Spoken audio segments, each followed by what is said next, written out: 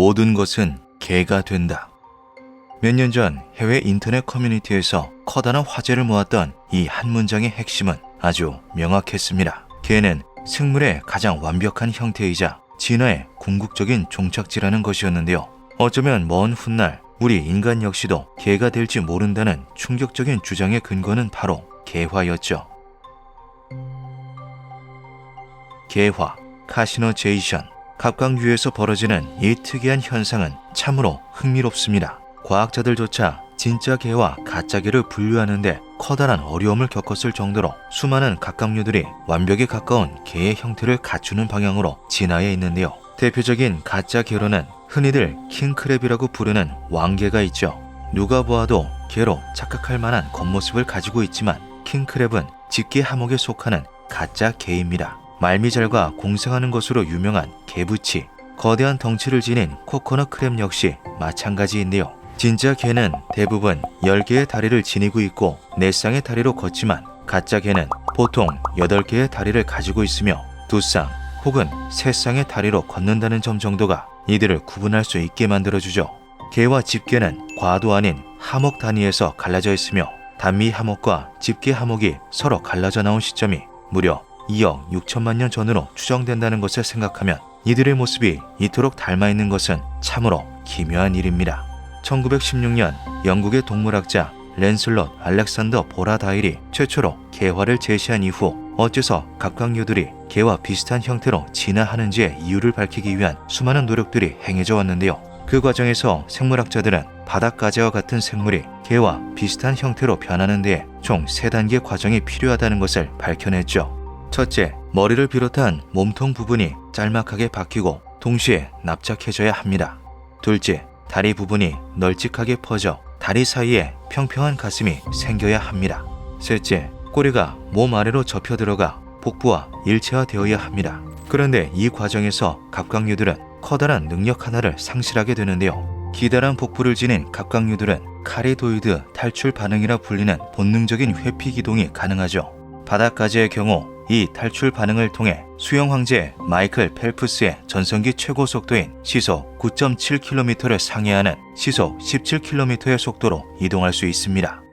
수많은 갑각류들이 이런 엄청난 기술을 포기하고 개가 된다는 것은 자연스럽게 한 가지 생각을 떠올리게 만들었는데요. 바로 개가 생존에 최적화된 궁극적인 진화형이라는 것이었죠.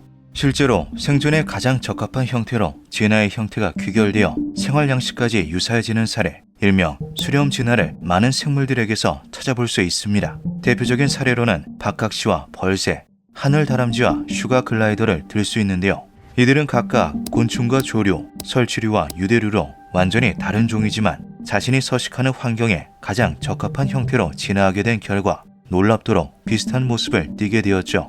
이러한 근거들을 토대로 개가 갑각류에 더 나아가서는 생물의 가장 완벽한 형태라는 주장이 나오기도 했습니다. 제한된 환경에서 일부 종들이 유사하게 진화한 수렴 진화의 사례들과 달리 개는 수중과 육지를 가리지 않고 서식하며 그 숫자 역시 수천 종에 달하기 때문이었는데요.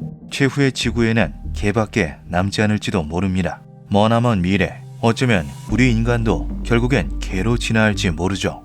다행히도 이 충격적인 주장에는 아주 합리적인 반박들이 존재했죠. 가장 먼저 개화의 정반대로 진화하는 현상, 탈개화가 관찰된다는 것이었습니다. 개의 꽁무니에 꼬리를 붙여둔 것만 같은 이상한 모습을 한 닭개는 엄연히 단미 하목에 속하는 진짜 개인데요. 처음에는 완벽한 개의 형태를 지니고 있었지만 시간이 흐름에 따라 서서히 바닥가지와 비슷한 모습으로 진화 중인 것으로 추정된다고 하죠. 이처럼 오히려 개의 형태를 벗어나는 것이 생존에 유리할 수도 있다는 것을 보여주는 사례가 제법 존재하며 종착지에서 머무르지 않고 개화와 탈개화가 계속 반복됨을 통해 환경에 유연하게 적응하는 사례 역시 발견되고 있다고 합니다. 가장 중요한 것은 개화가 아주 일부의 생물군에서만 국한되어 관찰된다는 것인데요. 절지동물 중에서도 갑각류 중에서도 십각목 중에서도 대부분 집게 하목에서만 관찰되는 현상으로 전체 생물을 놓고 보면 절대 광범위하지 않죠. 즉 인간이 개로 진화할 가능성은 0%라고 봐도 좋은 것입니다. 물론 개가 생물로서 아주 성공적인 형태라는 것은 부정할 수 없는 사실인데요. 납작한 몸으로 좁은 틈을 자유롭게 드나들 수 있으며 약점인 복부를 보호함과 동시에 몸의 면적을 줄여 포식자에게 잡아먹힐 위험을 감소시키고 집기로 공격과 방어를 동시에 수행할 수 있죠. 여기서 한 가지 흥미로운 상상을 해볼 수 있습니다. 비록 인간이 개로 변할 수는 없더라도 이 넓은 우주 어딘가에는 지적 생물체에게 개화가 발생하는 것이 가능한 환경을 갖춘 행성이 존재할 수도 있는데요.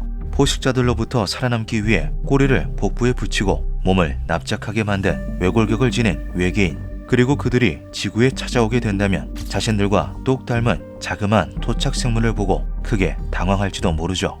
기묘한 밤이었습니다.